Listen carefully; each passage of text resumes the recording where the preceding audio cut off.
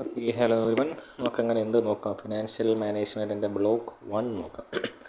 ഞാൻ ഇത് മാത്രമേ കുറച്ച് ടൈം എടുത്ത് പോകുന്നുള്ളൂ. അപ്പോൾ ഞാൻ നേരത്തെ പറഞ്ഞിട്ടുണ്ട്, ലാസ്റ്റ് മിനിറ്റ് പഠിക്കുന്നവർക്ക് ഒന്ന് റിവൈസ് ചെയ്യുക, ഒന്ന് മനസ്സിലാക്കുക എന്നൊരു ഉദ്ദേശത്തോടു കൂടി മാത്രം ചെയ്തു പോകുന്നതാണ്. അല്ലാതെ ഇപ്പോൾ ഇനി നമുക്ക് സമയമില്ല എല്ലാവരും പഠിക്കാനേ. അപ്പം നമുക്ക് ക്വസ്റ്റ്യൻ പേപ്പർ നോക്കാം. ക്വസ്റ്റ്യൻ പേപ്പറിൽ സ്ഥിരം ചോദിക്കുന്ന ബ്ലോക്ക് 1 നിന്നുള്ള ചോദ്യങ്ങൾ എന്തൊക്കെയാണ്, അതെങ്ങനെ നമുക്ക് ഹാൻഡിൽ ചെയ്യാം എന്നുള്ള രീതിക്ക് മാത്രം ഒന്ന് നോക്കി പോവാണ്. ഓക്കെ, അപ്പോൾ ഫിനാൻഷ്യൽ മാനേജ്മെൻറ്റിൻ്റെ ഒരു ഇൻട്രൊഡക്ഷൻ വരുന്നുണ്ട്. ഫിനാൻഷ്യൽ മാനേജ്മെൻറ്റിൻ്റെ ഇൻട്രൊഡക്ഷൻ എന്ന രീതിയിൽ സംസാരിക്കുമ്പോൾ സ്ഥിരം ചോദിക്കാറുള്ളത് ഒരു കാര്യമാണ്, അതിൻ്റെ ഫങ്ഷൻസ് അല്ലെങ്കിൽ ഡിസിഷൻസ് എന്തൊക്കെയാണെന്നുള്ളത് നമ്മൾ താരെ പറയുന്നുണ്ട്. പിന്നെയുള്ളൊരു കാര്യമാണ് അപ്രോച്ചസ്. ഓക്കെ, അതിപ്പോൾ ഒരു ക്വസ്റ്റ്യൻ പേപ്പർ നോക്കുകയാണെങ്കിൽ അതിലും ചോദിച്ചിട്ടുണ്ട്, കണ്ടല്ലേ, എന്താണ് approaches of financial management. Approaches പൊതുവെ എന്തുണ്ട്? 2 എണ്ണം ഉണ്ട്. ഒന്ന് ട്രഡീഷണലും മറ്റേത് മോഡേണും. ടെക്സ്റ്റിൽ പല കഥകളും പറയുന്നുണ്ട്, എന്നാൽ അടിസ്ഥാനപരമായിട്ട് ട്രഡീഷണലും മോഡേണും തമ്മിലുള്ള വ്യത്യാസം എന്ന് പറഞ്ഞാൽ ടൈം വാല്യൂ ഓഫ് മണി എന്ന് പറയുന്ന കോൺസെപ്റ്റ് ആരും നോക്കത്തില്ല. പഴയ കോൺസെപ്റ്റ്, ട്രഡീഷണൽ കോൺസെപ്റ്റ് നോക്കത്തില്ല. മോഡേൺ കോൺസെപ്റ്റിൽ എന്ത് ആഡ് ചെയ്യുന്നുണ്ട്? ഈ time value of money consider ചെയ്യുന്നുണ്ട്. ടൈം വാല്യൂ ഓഫ് മണിൻ്റെ ഒരു ഉദാഹരണം പറയുകയാണെങ്കിൽ, ഇന്ന് നിങ്ങൾ 100 രൂപയ്ക്ക് വാങ്ങുന്ന സാധനം 10 വർഷം കഴിഞ്ഞ് എന്ത് ചെയ്യാൻ പറ്റത്തില്ല? 100 രൂപയ്ക്ക് വാങ്ങാൻ പറ്റിയെന്ന് വരത്തില്ല. എന്തുകൊണ്ടാണ്? ഈ 10 വർഷം യാത്ര ചെയ്ത് വരുമ്പോൾ സമയത്തിൻ്റെ ഒരു എഫക്റ്റ് കൊണ്ട് നമ്മൾ പല ഫാക്ടേഴ്സ് ഡെവലപ്പൊക്കെ ചെയ്ത് പോകുന്നുണ്ട്. ഇൻഫ്ലേഷൻ ഉണ്ടാകുന്നു. ഇൻഫ്ലേഷൻ കൊണ്ട് എന്ത് സംഭവിക്കുന്നു? പണത്തിന് സാധനം വാങ്ങാനുള്ള കഴിവ് കുറയുന്നു. നമ്മൾ പറയുന്ന സാധനത്തിൻ്റെ വില കൂടി, ഫിനാൻസ് പറയുന്നത് എന്താ? പണത്തിന് സാധനം വാങ്ങാനുള്ള കഴിവ് കുറയുന്നു എന്ന്. അപ്പോൾ അങ്ങനെ പണത്തിന് സാധനം വാങ്ങാനുള്ള കഴിവ് കുറയുകയും അത് കാരണം എന്ത് സംഭവിക്കുന്നു?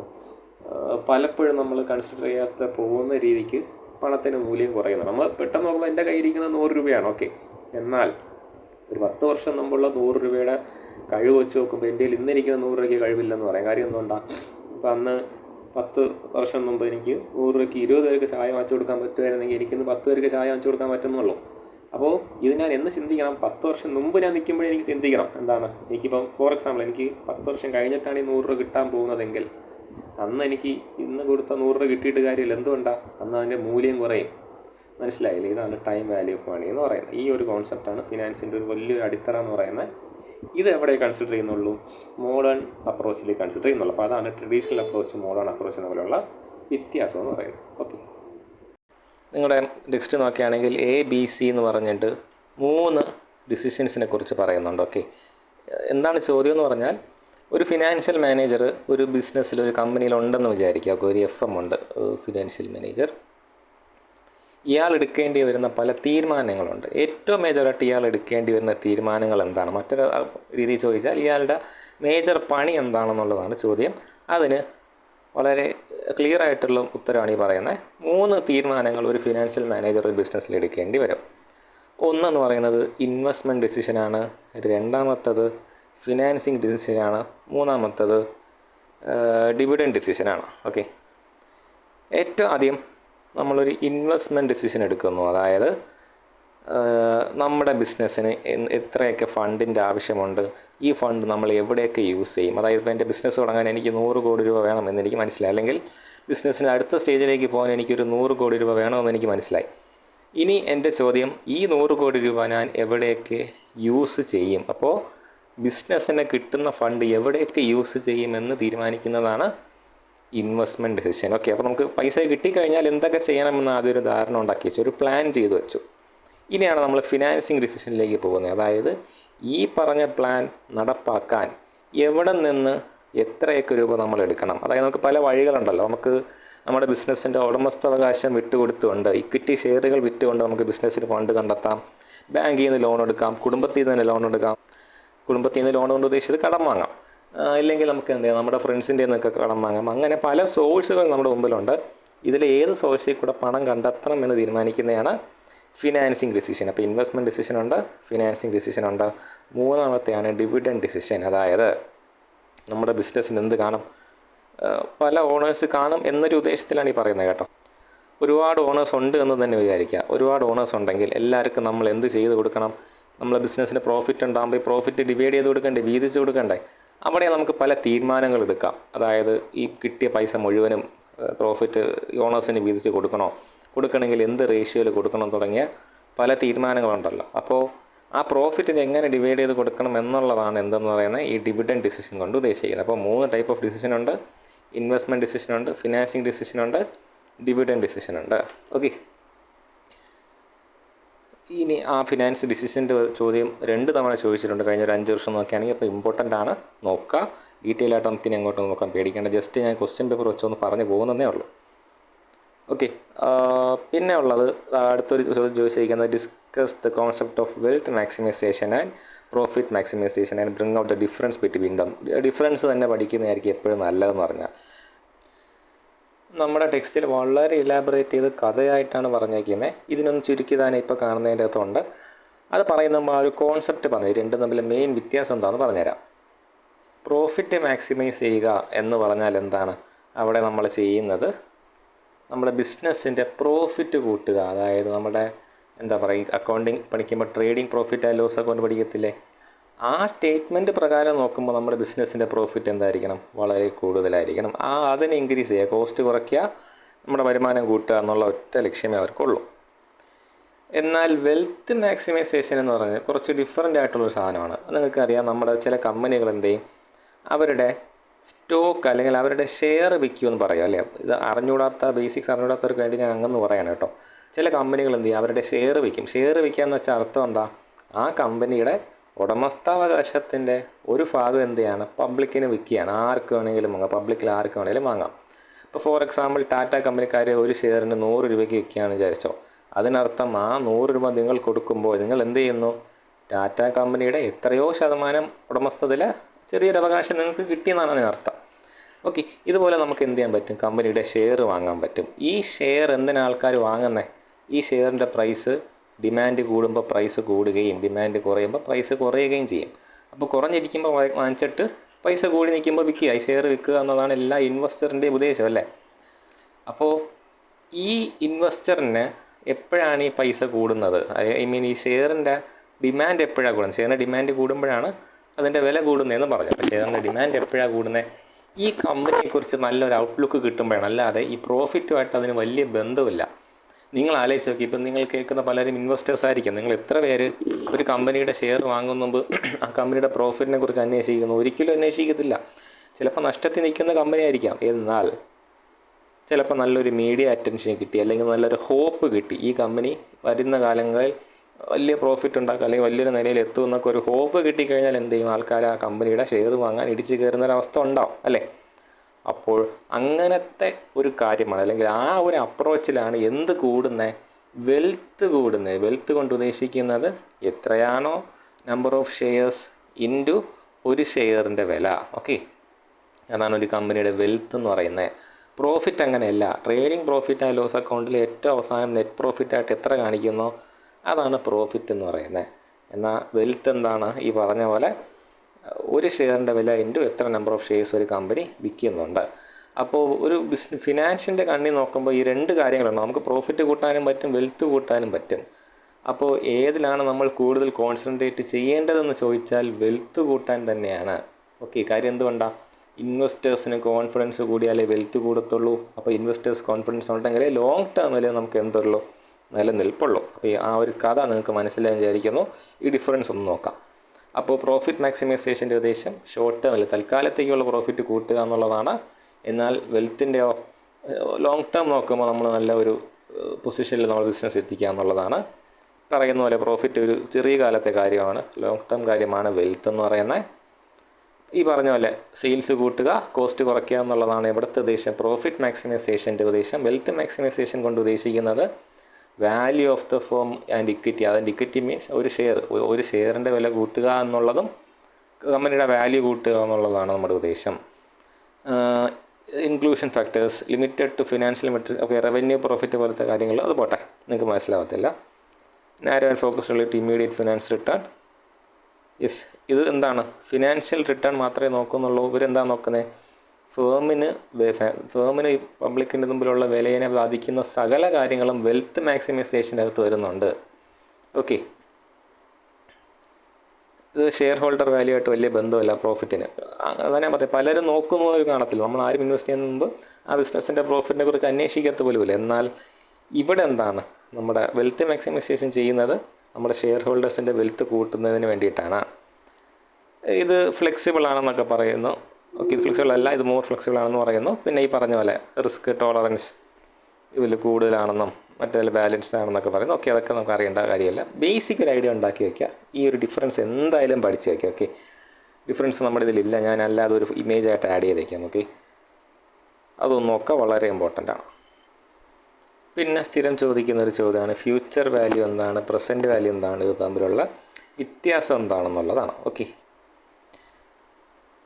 നിങ്ങളൊരു കാര്യം വിചാരിക്കുക, നിങ്ങളൊരു തുക, ഓക്കെ, ലെറ്റ് ഇറ്റ് ബി ഒരു എമൗണ്ട് ഒരു പ്രത്യേക ടൈമിലേക്ക് ഒരു പ്രത്യേക ഇൻട്രസ്റ്റ് കിട്ടുമെന്ന് പ്രതീക്ഷിച്ച് ഒരിടത്ത് നിങ്ങൾ ഇൻവെസ്റ്റ് ചെയ്യുന്നു. ഓക്കെ, എത്രയോ ടൈമിലേക്ക് നിങ്ങൾ ഇൻവെസ്റ്റ് ചെയ്തു, എത്രയോ റേറ്റ് ഓഫ് ഇൻട്രസ്റ്റ് കിട്ടും വിചാരിച്ചു, അവസാനം കിട്ടുന്ന എമൗണ്ട് ഞാൻ ബി എന്ന് വിളിക്കുന്നു. ഓക്കെ, അതായത് അപ്പോൾ നിങ്ങൾ ഇവിടെ ഇൻവെസ്റ്റ്മെൻറ്റ് നടത്തുമ്പോൾ നിങ്ങൾ എന്ത് ചെയ്യുന്നു, ഈ ടി എന്ന് പറഞ്ഞ ടൈം പീരീഡ്, ഇപ്പോൾ ഒരു 4 വർഷം വിചാരിക്കുക, 4 വർഷം കാത്തിരിക്കുന്നു, എല്ലാ വർഷവും 10% ഇൻട്രസ്റ്റ് കിട്ടുമെന്ന് നിങ്ങൾ വിചാരിക്കുന്നു. അപ്പോൾ ഈ തുകയുടെ എത്ര എമൗണ്ട്, നിങ്ങളിപ്പം ഒരു 10,000 രൂപ ഇട്ടെന്ന് വിചാരിച്ചു, 10,000 രൂപ ഇട്ടു, 10,000 നിങ്ങൾ എവിടെയോ കൊണ്ട് ഇൻവെസ്റ്റ് ചെയ്യുകയാണ്. ആ ഇൻവെസ്റ്റ് ചെയ്ത സ്ഥലത്ത് എന്താണ്, എത്ര 4 കൊല്ലത്തേക്ക് നിങ്ങൾ അവിടെ തന്നെ ഇൻവെസ്റ്റ് ചെയ്തേക്കും, എല്ലാ വർഷവും 10% എന്ത് കിട്ടും, ഇൻട്രസ്റ്റ് കിട്ടും. ഇങ്ങനെയാണെന്നുണ്ടെങ്കിൽ ഈ 4 വർഷവും നിങ്ങൾ കാത്തിരുന്ന് കഴിഞ്ഞ് ഒരു തുക നിങ്ങളുടെ കയ്യിൽ കിട്ടത്തില്ലേ, ഈ തുകയിനെയാണ് എയുടെ ഫ്യൂച്ചർ വാല്യൂ എന്ന് വിളിക്കുന്നത്. ഓക്കെ, അപ്പോൾ എയുടെ ഫ്യൂച്ചർ വാല്യൂ എന്ന് വിളിക്കുന്നത് എന്താണ്, ഈ പറഞ്ഞ തുകേനെയാണ്. അതായത് എന്ത് കിട്ടിയിട്ടുണ്ട്, നമ്മൾ ഒരു എമൗണ്ട് ഇൻവെസ്റ്റ് ചെയ്തു, ഈ പറഞ്ഞ കാലഘട്ടം കാത്തിരുന്നു, ഈ പറഞ്ഞ റേറ്റ് ഓഫ് ഇൻട്രസ്റ്റ് നമ്മൾ പ്രതീക്ഷിക്കുന്നു. ഇതിനെയാണ് നമ്മൾ എന്താണെന്ന് വിളിക്കുന്നത്, ഫ്യൂച്ചർ വാല്യൂ എന്ന് വിളിക്കുന്നത്. അപ്പോൾ ഫ്യൂച്ചർ വാല്യൂ കണ്ടുപിടിക്കേണ്ട ഫോർമുല ഒരു എമൗണ്ട് ഇൻറ്റു 1+r⁻t. ടി എന്നോ എൻ എന്നോ പറയാറുണ്ട്. ടി എന്ന് ഉദ്ദേശിക്കുന്ന ടൈമാണ്, ടൈമിനേക്കാൾ എന്നാണ് കേട്ടോ കുറച്ചുകൂടെ ആപ്റ്റ്. എന്ന് പറയുന്നതിനൊരു കാര്യമുണ്ട്, എത്ര ടൈം, അത് നിങ്ങൾക്ക് കുറച്ച് ക്ലാരിറ്റി കുറവ് തോന്നാം, എന്നാൽ ടി എന്നൊക്കെ ഒന്നെന്ന് തോന്നാം, പക്ഷേ വ്യത്യാസമുണ്ട് കേട്ടോ. എത്ര ടൈം കാത്തിരുന്നു എന്നല്ല, എത്ര തവണ ഇതെന്താവുന്നുണ്ട് ഈ ഇൻട്രസ്റ്റ് കിട്ടുന്നുള്ളതാണ്. ഒരർത്ഥത്തിൽ പറഞ്ഞാൽ ടൈം തന്നെ ഒന്ന് തോന്നും, ബട്ട് അതിൻ്റെ അകത്തൊരു കോംപ്ലിക്കേഷൻ ഉണ്ട്, ഞാൻ അതിലേക്ക് പോകുന്നില്ല. ബട്ട് നിങ്ങളിങ്ങനെ തന്നെ പഠിക്കുക, future value is equal to a × 1+r⁻n. എന്ന് പറയുന്നത് എത്ര തവണ ഇത് മൾട്ടിപ്പിൾ ആവുമെന്നുള്ളതാണ്.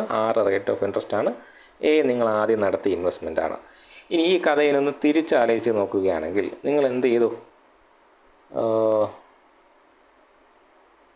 a എന്ന് പറയുന്ന ഒരു തുക നിങ്ങൾ എന്ത് ചെയ്യാണ്, എവിടെ കൊണ്ട് ഇൻവെസ്റ്റ് ചെയ്യാണ്.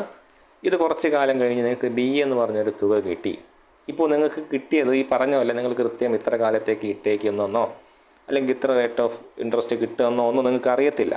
എ എന്ന് പറയുന്ന തുക നിങ്ങൾ എന്ത് ചെയ്യാണ്, ബി എന്ന് പറഞ്ഞ ഒരു സ്ഥലത്ത് കൊണ്ട് ഇൻവെസ്റ്റ് ചെയ്തു, എത്രയോ കാലം ശേഷം നിങ്ങൾക്ക് എന്ത് കിട്ടുന്നു, ബി എന്ന് പറയുന്ന തുക തിരിച്ച് കിട്ടുന്നു.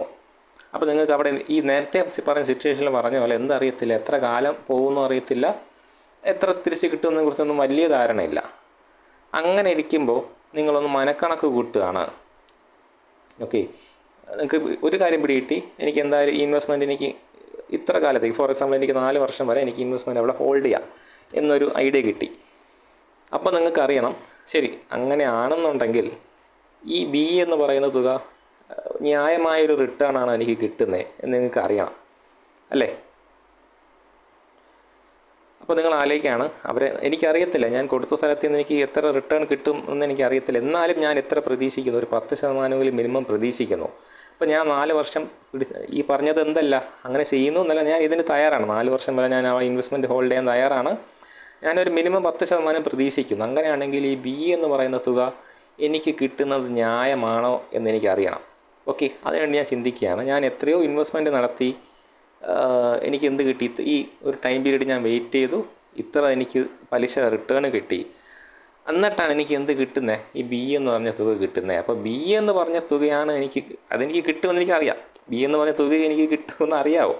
ഓക്കെ, അല്ലാതെ ഈ പറഞ്ഞ ബാക്കിയെല്ലാം എൻ്റെ ഊഹങ്ങളാണ്. അപ്പോൾ ബി എന്ന് പറഞ്ഞ തുക ഈ ഒരു എമൗണ്ടാണ് എനിക്ക് കിട്ടുന്നതെങ്കിൽ, ഫോർ എക്സാമ്പിൾ എനിക്ക് ഇവിടെ 10,000 ഉണ്ട്, കിട്ടുന്നത് 20,000 ആണെന്ന് വിചാരിക്കുക. ഓക്കെ, ജസ്റ്റ് എക്സാമ്പിളാണ്, 20,000 ആണെന്ന് വിചാരിക്കുക. അങ്ങനെയാണെന്നുണ്ടെങ്കിൽ എനിക്ക് 10% പലിശ വർഷം തോറും പ്രതീക്ഷിക്കുന്ന ഞാൻ 4 വർഷം കാത്തിരുന്നിട്ട് എനിക്ക് കിട്ടുന്ന 20,000 ആണെങ്കിൽ ഞാൻ തുടക്കത്തിൽ ഇൻവെസ്റ്റ് ചെയ്തിരിക്കേണ്ടത് എത്ര രൂപയായിരുന്നു എന്നൊരു ചോദ്യമുണ്ട്. ഓക്കെ, ഇത് ഞാൻ പറഞ്ഞല്ലോ, നേരത്തെ പറഞ്ഞല്ലോ എനിക്ക് കൃത്യം ആരും തരുമെന്ന് പറഞ്ഞല്ലോ, എൻ്റെ ഒരു ഊഹമാണ്. അപ്പോൾ ഞാൻ ആലോചിക്കാണ് എനിക്ക് എന്തായാലും 20,000 കിട്ടുമെന്ന് എനിക്കറിയാം. 20,000 കിട്ടുമെന്ന് അറിയാം. അത് മാത്രമേ എനിക്ക് പ്രോപ്പറായിട്ട് അറിയാവൂ. 20,000 ആണ് ഇത്രയും വർഷം കാത്തിരുന്നിട്ട് കിട്ടുന്നതെങ്കിൽ ആ തുക എന്തിന് തുല്യമാണ്? ഓക്കെ, അതപ്പം നമ്മൾ 7,500 വിചാരിക്കുക. അതായത് ഞാൻ 7,500 രൂപ എവിടെയാണ് കൊണ്ട് ഇൻവെസ്റ്റ് ചെയ്ത് 10% പലിശ കിട്ടുന്ന ഒരു സ്ഥലത്ത്, 10% പലിശ തരാൻ ഉറപ്പ് പറഞ്ഞൊരിടത്ത് പോയി 7,500 ഇൻവെസ്റ്റ് ചെയ്ത് 4 വർഷം കാത്തിരുന്നാൽ എനിക്ക് എന്ത് കിട്ടും? ഈ 20,000 കിട്ടും. ആ സ്ഥാനത്താണ് ഞാൻ എന്ത് ചെയ്യുന്നത്? ഈ 10,000 കൊണ്ട് ഇൻവെസ്റ്റ് ചെയ്തിട്ട് 4 വർഷം കാത്തിരുന്നിട്ട് 20,000 കിട്ടുന്നത്. എനിക്കതെങ്ങനെയാണ് മനസ്സിലായത്? ഞാൻ തിരിച്ച് ചിന്തിച്ചപ്പോഴാണ് മനസ്സിലായില്ല. ആ ഒരു ഐഡിയ നിങ്ങൾക്ക് കിട്ടണം. അപ്പോൾ നിങ്ങൾക്ക് കിട്ടാൻ പോകുന്ന തുക അറിയാം. എന്നാൽ അത് നിങ്ങൾ ഉദ്ദേശിക്കുന്ന പലിശ നിരക്കിൽ നോക്കുമ്പോൾ എത്ര ഇൻവെസ്റ്റ് ചെയ്താൽ കിട്ടേണ്ട തുകയാണ് ഇപ്പോൾ കിട്ടിയതെന്ന് അറിയുന്ന ഒരു മെത്തേഡാണ്. അപ്പോൾ ഈ തുകേനെയാണ് അപ്പോൾ നമ്മൾ ഒരു 20,000 കിട്ടുമെന്ന് അറിഞ്ഞിട്ട് അതിൽ നിന്ന് എന്ത് കണ്ടെത്തി? ഞാൻ 7,500 ഞാൻ പ്രതീക്ഷിക്കുന്ന ഇൻട്രസ്റ്റ് ഇട്ടിരുന്നതെങ്കിൽ എനിക്ക് 20,000 കിട്ടണമെന്ന് പറഞ്ഞില്ലേ? ആ 7,500 പ്രസൻറ്റ് വാല്യൂ എന്ന് വിളിക്കുന്നത്. നേരത്തെ പറഞ്ഞ കേസ് എന്താണ്? ഫ്യൂച്ചർ വാല്യൂ ആണ്. അവിടെ നമുക്ക് എന്തറിയാം? നമ്മൾ എത്ര ഇൻവെസ്റ്റ് ചെയ്യുന്നു, എത്ര റിട്ടേൺ കിട്ടുമെന്നൊക്കെ പ്രോപ്പറായിട്ട് അറിയാം. ഇവിടെ നേരെ തിരിച്ചാണ്. നമുക്ക് എത്ര റിട്ടേൺ അറ്റ് ദി എൻഡ് കിട്ടുമെന്നറിയാം. ആ റിട്ടേൺ കിട്ടണമെങ്കിൽ ഞാൻ പ്രതീക്ഷിക്കുന്ന പലിശയ്ക്ക് എത്ര രൂപയായിരുന്നു ഞാൻ ഇട്ടിരിക്കേണ്ടത് എന്നുള്ളതാണ് ഈ പറയുന്ന പ്രസൻറ്റ് വാല്യൂ എന്ന് പറയുന്നത്. പ്രസൻറ്റ് വാല്യൂ കണ്ടുപിടിക്കുന്ന ഫോർമുല എന്ന് പറഞ്ഞത് എന്താണ്? Present value is equal to ഫ്യൂച്ചറിൽ നമുക്ക് കിട്ടുന്ന വാല്യൂ ബൈ 1 + നമ്മൾ പ്രതീക്ഷിക്കുന്ന റേറ്റ് ഓഫ് ഇൻട്രസ്റ്റ് R/, എത്ര കാലം ഇൻവെസ്റ്റ് ചെയ്യുന്നു N. ഓക്കെ, ഐഡിയ ഓക്കെ എന്ന് വിചാരിക്കുന്നു. വളരെ ഇമ്പോർട്ടൻ്റ് ആണ്. ഇച്ചിരി കോംപ്ലിക്കേറ്റഡ് ആണെന്ന് അറിയാം. ബട്ട് ഇതാണ് പരീക്ഷയ്ക്ക് ചോദിക്കുന്ന പ്രസൻറ്റ് വാല്യൂവും ഫ്യൂച്ചർ വാല്യൂവും. ഫോർമുല അറിഞ്ഞ് വെച്ചേക്കുക. ഈ ഒരു കഥ മനസ്സിലുണ്ടാകും, എഴുതാൻ പറ്റിയാൽ വളരെ നല്ല കാര്യം. പിന്നെ ഫസ്റ്റ് ബ്ലോക്കിൽ നിന്ന് സ്ഥിരം കാണുന്ന ഒരു ചോദ്യമാണ് what is investment risk, what are the sources of risk, അല്ലെങ്കിൽ ടൈപ്സ് ഓഫ് റിസ്ക് എന്നൊരു സാധനം സ്ഥിരം കാണുന്നുണ്ട്. റിസ്ക് എന്ന വാക്കുകൊണ്ട് ഉദ്ദേശിക്കുന്നത് ലോസ് ഉണ്ടാവാനുള്ള സാധ്യതയാണ്. ഓക്കെ, നമ്മൾ ഒരു റിസ്ക് എപ്പോഴും എന്തിന് തുല്യമായിരിക്കും? റിട്ടേണിന് തുല്യമായിരിക്കും എന്ന് പറയാറുണ്ട്. അപ്പോൾ നമുക്ക് ഒരു ബിസിനസ് അല്ലെങ്കിൽ ഒരു ഇൻവെസ്റ്റ്മെൻറ്റ് ഒരു റിസ്ക് ഉണ്ടാവുന്നു എന്ന് പറയുന്നത് എന്താണ്? നമ്മൾ എത്രയോ റിട്ടേൺ പ്രതീക്ഷിക്കുന്നുണ്ടാണ്. ഇപ്പോൾ ഫോർ എക്സാമ്പിൾ 10% റിട്ടേൺ നിങ്ങൾ പ്രതീക്ഷിക്കുന്നു, എന്നാൽ ഒരു 5% അവിടെ കിട്ടിയുള്ളൂ എന്ന് പറഞ്ഞാൽ അവിടെ നമുക്ക് എന്തുണ്ട്? അല്ലെങ്കിൽ പൊതുവേ 5% കിട്ടുന്നുള്ളൂ എന്ന് പറഞ്ഞാൽ ആ ഒരു ഡീവിയേഷൻ ഉണ്ടല്ലോ, അതാണ് നമുക്ക് അവിടെ ഉള്ള റിസ്ക് എന്ന് പറഞ്ഞത്. മനസ്സിലായില്ലേ? 10% പ്രതീക്ഷിക്കുന്നിടത്ത് ഏറ്റവും കൂടുതൽ കിട്ടിയിട്ടുള്ള 5% നിങ്ങൾ പറയുകയാണെങ്കിൽ ആ ഒരു ഡിഫറൻസ് ഉണ്ടല്ലോ രണ്ടും തമ്മിൽ, അതിനാണ് നമ്മളവിടെ റിസ്ക് കൊണ്ട് ഉദ്ദേശിക്കുന്നത്. ഇതിലും ചോദിക്കുന്ന ഒരു ചോദ്യമാണ് എന്തൊക്കെയാണ് സോഴ്സ്? ഈ പറഞ്ഞ റിസ്ക് ഉണ്ടെന്ന് പറഞ്ഞല്ലോ, ഈ ഡീവിയേഷൻ ഉണ്ടെന്ന് പറഞ്ഞല്ലോ, എന്തൊക്കെ കാര്യങ്ങൾ കൊണ്ട് ഈ പറഞ്ഞ റിസ്ക് വരാം എന്നുള്ളതാണ്. ഒന്ന്, മാർക്കറ്റ് റിസ്ക്. മാർക്കറ്റ് എന്ന് പറയുന്ന സാധനം എപ്പോഴും മാറിക്കൊണ്ടിരിക്കും. അതുകൊണ്ട് നമുക്ക് എന്ത് പറയാൻ പറ്റത്തില്ല, ഇന്ന രീതിയിൽ തന്നെ എപ്പോഴും പോകുമെന്നൊന്നും ഒരിക്കലും പറയാൻ പറ്റത്തില്ല. അതുകൊണ്ട് റിസ്ക് വരാം. പിന്നെ interest rate risk. Interest rate risk എന്ന് പറയുന്നത് ഇപ്പം നമ്മുടെ റിപ്പോ റേറ്റ് പോലത്തെ റേറ്റുകളുണ്ടല്ലോ, ഗവൺമെൻറ് ഫിക്സ് ചെയ്യുന്ന റേറ്റുകൾ. ഈ റേറ്റുകൾ ആശ്രയിച്ചാണ് പല ഇൻവെസ്റ്റ്മെൻറ്റുകളും ഇരിക്കുന്നത്. ഈ റേറ്റുകൾ മാറുമ്പോൾ നമ്മുടെ മൊത്തത്തിലുള്ള പരിപാടി മാറിയെന്ന് വരാം. ഇൻഫ്ലേഷൻ, പണപ്പെരുപ്പം അല്ലേ, അതൊരു പ്രതിഭാസമാണ്, ഒരു എക്കണോമിക്കൽ പ്രതിഭാസമാണ്. അത് സംഭവിക്കുന്നതുകൊണ്ട് എന്ത് സംഭവിക്കാം? നമ്മുടെ റിസ്ക് കൂടാനും കുറയാനുള്ള സാധ്യത ഉണ്ട്. അതായത് എന്താ പറയുക, ഈ പറഞ്ഞ പോലെ കറക്റ്റീവ് ആക്ഷൻസ് എടുക്കുന്നവരുണ്ടാവും നമ്മുടെ എക്കോണമിക്കകത്ത്.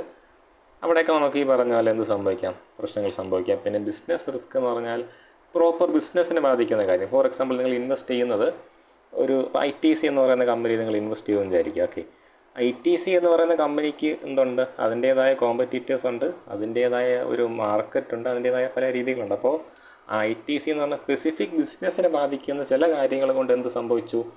ആ ഇൻവെസ്റ്റ്മെൻറ്റ് പ്രതീക്ഷിച്ച പോലെ പെർഫോം ചെയ്തില്ല. അങ്ങനെ വരാം. അല്ലാതെ ഈ പറഞ്ഞ മാർക്കറ്റോ അല്ലെങ്കിൽ ഇൻഫ്ലേഷനോ ബാക്കിയൊന്നും പ്രതികൂലമായി നിൽക്കുന്നില്ലായിരിക്കാം. പക്ഷേ ആ ഒരു പെർട്ടിക്കുലർ നിങ്ങൾ ഇൻവെസ്റ്റ് ചെയ്ത ഒരു പെർട്ടിക്കുലർ ബിസിനസ് ഉണ്ടല്ലോ, ആ ഒരു ബിസിനസ് നേരെ വേണം പെർഫോം ചെയ്യാത്തതുകൊണ്ട് ഈ പറഞ്ഞ പ്രശ്നങ്ങൾ വന്നെന്നിരിക്കാം. ഫിനാൻഷ്യൽ റിസ്ക് ഉണ്ട്. ഫിനാൻഷ്യൽ തീരുമാനങ്ങളിലുണ്ടാകുന്ന തെറ്റുണ്ടാവാം. പിന്നെ മാനേജ്മെൻറ്റ് റിസ്ക്, മാനേജ്മെൻറ്റ് പ്രോപ്പർ ഇല്ലാത്തതുകൊണ്ടുള്ള പ്രശ്നങ്ങൾ വരാം. ഇതെല്ലാം എന്താ പറയുന്നത്? നമ്മൾ എക്സ്പെക്റ്റ് ചെയ്യുന്ന ഒരു റിട്ടേൺ ഉണ്ട്, എന്നാൽ ഒരു ആക്ച്വലി നമുക്ക് കൈ കിട്ടിയ റിട്ടേൺ ഉണ്ട്. ഇത് തമ്മിലുള്ള വ്യത്യാസം, ഒരു ഡീവിയേഷൻ ഉണ്ടാവുന്നു. ഈ ഡീവിയേഷനെ നമ്മൾ എന്തെന്ന് വിളിക്കുന്നത്? ഈ ഡീവിയേഷൻ ഉണ്ടാവാനുള്ള സാധ്യതയാണ് എന്തെന്ന് വിളിക്കുന്നത്? റിസ്ക് എന്ന് വിളിക്കുന്നത്. എന്തൊക്കെ കൊണ്ട് ഈ റിസ്ക് വരാമെന്നുള്ളതാണ് സോഴ്സസ് ഓഫ് റിസ്ക് കൊണ്ട് ഉദ്ദേശിക്കുന്നത്. ഓക്കെ ആയി എന്ന് വിശ്വസിക്കുന്നു. ഓക്കെ, ലിക്വിഡിറ്റി റിസ്ക് കൊണ്ട് ഉദ്ദേശിക്കുന്നത് അസറ്റ് ലിക്വിഡിറ്റി എന്ന് പറയുന്ന വാക്ക് ഓർക്കുക. അസറ്റിനെ ക്യാഷായിട്ട് കൺവേർട്ട് ചെയ്യാൻ പറ്റുന്ന ആ ഒരു എബിലിറ്റീനാണ് ലിക്വിഡിറ്റി എന്ന് വിളിക്കുന്നത്. എന്തുമാത്രം ഒരു അസറ്റിൽ ലിക്വിഡിറ്റി ഉണ്ട് എന്നുള്ളതിനെ ആശ്രയിച്ചിരിക്കുന്നു ലിക്വിഡിറ്റി റിസ്ക്. റെഗുലേറ്ററി റിസ്ക് കൊണ്ട് ഉദ്ദേശിക്കുന്നത് ലോ എവിടെയൊക്കെ റെസ്ട്രിക്റ്റ് ചെയ്യുന്നു എന്നുള്ള കാര്യങ്ങളാണ്. ഓക്കെ, ചിലപ്പോഴൊക്കെ ഇൻവെസ്റ്റ്മെൻറ്റ് കാര്യത്തിൽ ലോ ഇടപെടാറുണ്ട്. അല്ലാത്ത കുറേ റിസ്ക്കുകളുണ്ട്, ഒന്ന് വായിച്ച് നോക്കുക, സിമ്പിളാണ്. ഓക്കെ, ടൈപ്പ് ഓഫ് റിസ്ക് ഏറ്റവും ബേസിക്കായിട്ട് സിസ്റ്റമാറ്റിക് റിസ്ക് ഉണ്ട്, അൺസിസ്റ്റമാറ്റിക് റിസ്ക് ഉണ്ട്. എന്താണെന്ന് പറഞ്ഞുതരാം. സിസ്റ്റമാറ്റിക് റിസ്ക് എന്ന് പറഞ്ഞാൽ അൺകൺട്രോളബിളാണ്. നമ്മളെ കയ്യിൽ ഇത് എന്തില്ല, ഒരു വിധത്തിലും നമ്മുടെ കയ്യിലല്ല. നമുക്ക് ഇതിൻ്റെ പ്രത്യേകിച്ച് ഒന്നും ചെയ്യാനില്ല, കൈയും കെട്ടി നോക്കി നിൽക്കുക എന്നല്ലാതെ. എന്നാൽ അൺസിസ്റ്റമാറ്റിക് റിസ്ക് എന്ന് പറഞ്ഞാൽ എന്താണ്? ഈ പേര് പറയുന്ന പോലെ തന്നെ സിസ്റ്റത്തിൻ്റെ കുഴപ്പം കൊണ്ടുണ്ടായതല്ല, നമുക്ക് വേണമെങ്കിൽ വിചാരിച്ചാൽ എന്ത് ചെയ്യാം, കൺട്രോൾ ചെയ്യാൻ പറ്റും.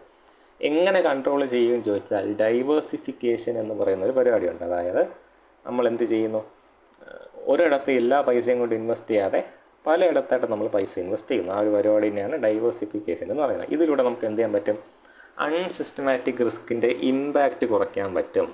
അൺസിസ്റ്റമാറ്റിക് റിസ്ക് എന്ന് ഉദ്ദേശിക്കുന്നത് വർക്കേഴ്സ് സ്ട്രൈക്ക് കൊണ്ടുവരുന്നു, കമ്പനിയിൽ എന്തെങ്കിലും എക്സ്പേർട്ടുകളുടെ കുറവുണ്ടാകുന്നു, കോമ്പറ്റീഷനിൽ പ്രശ്നം ഉണ്ടാകുന്നു, ഏതെങ്കിലും കോൺട്രാക്റ്റ്, ഇതൊക്കെ എന്താണ്, ഇതൊക്കെ ഒരൊറ്റ പെർട്ടിക്കുലർ ബിസിനസ്സിനെ ബാധിക്കുന്ന കാര്യമാണ്. നമുക്ക് എന്ത് ചെയ്യാൻ പറ്റത്തില്ല, ആ ബിസിനസ്സിനെ മാത്രം ഒന്ന് അവോയ്ഡ് ചെയ്തല്ലേ, ആ ബിസിനസ്സിൻ്റെ മേലെ നമ്മൾ എംഫസൈസ് ഒന്ന് കുറഞ്ഞിട്ടുണ്ടെങ്കിൽ നമുക്ക് എന്ത് ചെയ്യാം, ഒഴിവാക്കാൻ പറ്റുന്ന റിസ്ക്കുകളാണ്. എന്നാൽ ഇത് നോക്കിയടാ, ഗവൺമെൻറ് ഇൻട്രസ്റ്റ് കൂട്ടി, നീ എവിടെ ഇൻവെസ്റ്റ് ചെയ്തിട്ടുണ്ടെങ്കിലും അത് ബാധിക്കും. കോർപ്പറേറ്റ് ടാക്സിൽ വ്യത്യാസം വന്നു, അതും എവിടെ നിങ്ങൾ ഇൻവെസ്റ്റ് ചെയ്തിട്ടുണ്ടെങ്കിലും ബാധിക്കും. നമുക്കൊന്നും ചെയ്യാനില്ല. സിസ്റ്റമാറ്റിക് റിസ്കിനെ നമുക്ക് കൺട്രോൾ ചെയ്യാൻ പറ്റത്തില്ല. അൺസിസ്റ്റമാറ്റിക് റിസ്കിനെ എന്ത് ചെയ്യാൻ പറ്റും, കൺട്രോൾ ചെയ്യാൻ പറ്റും. എങ്ങനെ കൺട്രോൾ ചെയ്യാൻ പറ്റും? നമ്മുടെ ഇൻവെസ്റ്റ്മെൻറ്റ് ഒരിടത്ത് മാത്രം നടത്താതെ പലയിടത്തായിട്ട് നടത്തിക്കൊണ്ട് നമുക്ക് എന്ത് ചെയ്യാൻ പറ്റും, കൺട്രോൾ ചെയ്യാൻ പറ്റുമെന്നാണ് പറയുന്നത്. ഓക്കെ,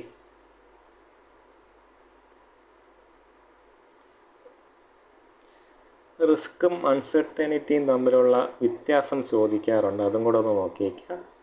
ഓക്കെ, റിസ്ക് കൊണ്ട് ഉദ്ദേശിക്കുന്ന ഈ പറഞ്ഞ പോലെ പ്രോഫിറ്റ്, ഈ ലോസ് ഉണ്ടാകാനുള്ള സാധ്യതയാണെങ്കിൽ അൺസർട്ടനിറ്റി എന്ന് പറയുന്ന ഒരു ക്യാരക്ടറിസ്റ്റിക്സ് ആണ്. എന്താണ്, നമുക്ക് എന്താ സംഭവിക്കാൻ പോകുന്നതെന്ന് അറിയത്തില്ല. അൺസർട്ടനിറ്റി കാരണമാണ് നമുക്ക് എന്തുണ്ടാവുന്നത്, റിസ്ക് ഉണ്ടാവുന്നത്. അങ്ങനെ ഒരു സംഭവമുണ്ട്. ഒന്ന് ആലോചിച്ചാൽ മനസ്സിലാവുന്ന സിമ്പിൾ സാധനമാണ്, ഒന്ന് നോക്കാം. ഓക്കെ, ഫസ്റ്റ് ബ്ലോക്കിൻ്റെ അകത്ത് ഇനി സ്ഥിരം ചോദിക്കുന്നൊരു പാർട്ടെന്ന് പറഞ്ഞാൽ വാല്യുവേഷനാണ്. എന്താണ് വാല്യുവേഷൻ, ബിസിനസ് വാല്യുവേഷൻ്റെ അപ്രോച്ചസ് എന്താണ്, പിന്നെ ഒരു കാര്യം കൂടെ ഉണ്ട്, EIC മോഡൽ. ഈ 3 കാര്യങ്ങൾ സ്ഥിരം ചോദിക്കാറുണ്ട്, അതും കൂടെ നോക്കി നമുക്ക് ഈ ഒരു വീഡിയോ വൈൻഡപ്പ് ചെയ്യാം. Okay, we are moving to valuation. Valuation കൊണ്ട് ഉദ്ദേശിക്കുന്നത് എന്താണെന്നറിയോ? അതായത് ഞാൻ നേരത്തെ പറഞ്ഞ പോലെ ടാറ്റ എന്ന് പറയുന്ന കമ്പനി, അവരുടെ ഒരു ഷെയറിൻ്റെ വില 100 രൂപയാണെന്ന് വിചാരിക്കുക. അതായത് എന്താണ് അവരതുകൊണ്ട് ഉദ്ദേശിക്കുന്നത്? ഇപ്പോൾ ഫോർ എക്സാമ്പിൾ അവർ 1 ലക്ഷം, 1 ലക്ഷം നമുക്ക് നമ്മൾ ഹൈപ്പോത്തിസിസ് ആണല്ലോ, നമുക്ക് നമ്മുടേതായ രീതിയിൽ പറയാം. 100 രൂപയാണ് ടാറ്റ കമ്പനിയുടെ ഒരു ഷെയറിൻ്റെ വില. ഇതിനെ വെറുതെ പറയുന്നത് കേട്ടോ, സത്യമൊന്നുമല്ല. അവരെത്ര ഷെയർ വിറ്റിട്ടുണ്ട്? 1000 ഷെയർ വിറ്റിട്ടുണ്ട്. ഈ 1000 ഷെയറിൽ ഒരു ഷെയറിൻ്റെ വില 100 രൂപ എന്ന് പറയുമ്പോൾ നിങ്ങൾ ഓർക്കുക, നിങ്ങൾ ഒരു ഷെയർ വാങ്ങുമ്പോൾ നിങ്ങൾ എന്താ വാങ്ങുന്നത്? അവരുടെ ബിസിനസ്സിൻ്റെ ഉടമസ്ഥതയുടെ ഒരു ഭാഗമാണ് വാങ്ങുന്നത്. അപ്പോൾ 1000 ഷെയർ ഉണ്ടെന്ന് പറഞ്ഞല്ലോ. അപ്പോൾ 1000 × 100 ചെയ്യുമ്പോൾ നിങ്ങൾക്ക് എന്ത് കിട്ടും? വാല്യൂ ഓഫ് ദ ബിസിനസ് കിട്ടും.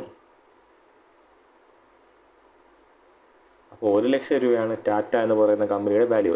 ദയവേത് സത്യമാണെന്ന് വിചാരിക്കരുതിനെ, നിങ്ങൾക്ക് മനസ്സിലാവാൻ വേണ്ടിയിട്ട് പറയുന്നതാണ്. 1 ലക്ഷം രൂപയാണ് എന്തെന്ന് പറഞ്ഞാൽ അവർ പറയുന്ന വാല്യൂ ഓഫ് ദ ബിസിനസ് എന്ന് പറഞ്ഞാൽ, മനസ്സിലായില്ല? അവർ പറയുന്നു അവർക്ക് 100 രൂപ ഒരു ഷെയറിൻ്റെ വിലയുണ്ട്, 1000 ഷെയർസ് വിൽക്കുന്നുണ്ട്. അതിനർത്ഥം ഒരു ഉടമസ്ഥനാണല്ലോ, ഒരു പാർട്ട് ഓഫ് ഉടമസ്ഥാവകാശത്തിനാണ് അവർ 100 രൂപ ചാർജ് ചെയ്യുന്നത്. അപ്പോൾ അങ്ങനത്തെ 1000 പാർട്ട് ഉണ്ടെന്ന് പറഞ്ഞാൽ 1 ലക്ഷം രൂപയാണ് അവരുടെ ബിസിനസ്സിൻ്റെ വാല്യൂ എന്ന് അവർ പറയുന്നത്. എന്നാൽ ഇതാണോ യഥാർത്ഥത്തിൽ അവരുടെ വാല്യൂ എന്ന് പറയുന്നത്? ഇത് നമ്മൾ കണ്ടെത്തും. എങ്ങനെ കണ്ടെത്തും? പല വഴികളുണ്ട്. പല വഴികളിൽ എന്ത് ചെയ്യും, അവരുടെ പെർഫോമൻസ് നോക്കിയിട്ട് അവരുടെ ഏതൊരു യഥാർത്ഥ വാല്യൂ, ബിസിനസ്സിൻ്റെ യഥാർത്ഥ വാല്യൂ നോക്കും. ഈ പറഞ്ഞ വില ഉണ്ടോ അവർക്ക്, 1 ലക്ഷം രൂപ എന്ന് പറഞ്ഞ സാധനം വില ഉണ്ടോ നോക്കും. അങ്ങനെ നോക്കുന്നതാണ്. അപ്പോൾ ബിസിനസ്സിൻ്റെ ട്രൂ വാല്യൂ നോക്കുന്ന ഒരു പ്രോസസ്സിനാണ് വാല്യുവേഷൻ ഓഫ് ബിസിനസ് എന്നതുകൊണ്ട് ഉദ്ദേശിക്കുന്നത്. ഓക്കെ, ഇതിൻ്റെ അകത്ത് പല രീതികളുണ്ട്. ഒന്ന് ഫെയർ മാർക്കറ്റ് വാല്യൂ എന്ന് പറയുന്നതാണ്. ഫെയർ മാർക്കറ്റ് വാല്യൂ എന്ന് പറഞ്ഞാൽ എന്താ?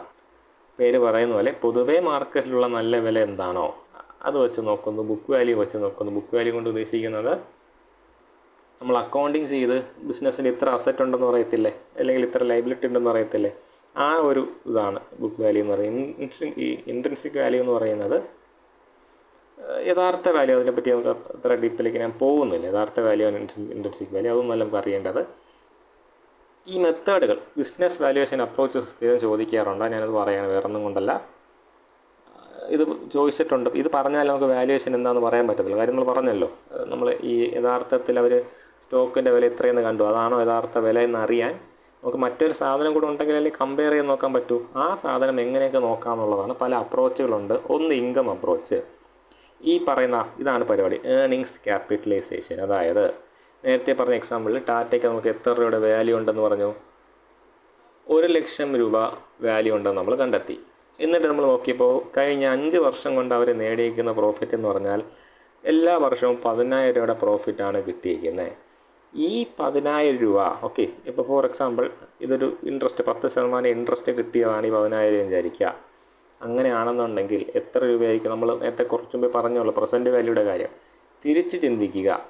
ഓക്കെ, നമുക്ക് ഈ കിട്ടുന്ന പ്രോഫിറ്റിനെ നമുക്ക് കിട്ടുന്ന റിട്ടേൺ ആയിട്ട് കണക്കാക്കുകയാണെങ്കിൽ, അല്ലെങ്കിൽ ആ ഒരു ഡിവിഡൻ്റായിട്ട് കൊടുക്കുമല്ലോ ഓണേഴ്സിന്. അപ്പോൾ ഈ ബിസിനസ് നേടിയെടുക്കുന്ന ഏർണിങ്സിനെ, ആ ഒരു പ്രോഫിറ്റിനെ കിട്ടുന്ന റിട്ടേൺ ആയിട്ട് കണക്കാക്കുകയാണെങ്കിൽ എത്ര രൂപയായിരിക്കും ഈ ബിസിനസ്സിൻ്റെ യഥാർത്ഥ വാല്യൂ? അങ്ങനെ തിരിച്ച് ചിന്തിച്ച് നോക്കി എന്ത് നമ്മൾ കണ്ടുപിടിക്കും? ഇൻകത്തിൽ നിന്ന്, അവർ നേടിയെടുക്കുന്ന ഇൻകത്തിൽ നിന്ന് നമ്മൾ എന്ത് ചെയ്യടാ? അവരുടെ ബിസിനസ്സിൻ്റെ വാല്യൂ കണ്ടുപിടിക്കും. ഫോർ എക്സാമ്പിൾ അങ്ങനെ നോക്കിയപ്പോൾ എനിക്ക് കിട്ടിയത് 65,000 ആണെന്ന് വിചാരിക്കുക. അപ്പോൾ എത്രയേ ഉള്ളൂ? 65,000 ഉള്ളൂ ബിസിനസ്സിൻ്റെ വില. സ്റ്റോക്ക് മാർക്കറ്റിൽ അവരുടെ വില എത്രയാണ്? 1,00,000. അപ്പോൾ ഈ ബിസിനസ് ഓവർ സ്റ്റേറ്റഡ് ആണ്. ഈ ബിസിനസ്സിൻ്റെ സ്റ്റോക്കുകൾ ഓവർ പ്രൈസ്ഡ് ആണെന്ന് ഞാൻ അങ്ങനെയാണ് പറയുന്നത്. ഏറ്റവും കോമൺ ആയിട്ട് യൂസ് ചെയ്യുന്ന മെത്തേഡാണ് ഏർണിങ്സ് ക്യാപിറ്റലൈസേഷൻ മെത്തേഡ്, അഥവാ ഇൻകം അപ്രോച്ച് എന്ന് പറയുന്നത്. DCF ഒക്കെ ഉണ്ട്, അതൊക്കെ കുറച്ച് കോംപ്ലിക്കേറ്റഡ് ആണ്, അതിലേക്കൊന്നും പോകുന്നില്ല. ഒരു അടിസ്ഥാനം അറിഞ്ഞിരിക്കുക എന്നുള്ളതേ ഉള്ളൂ.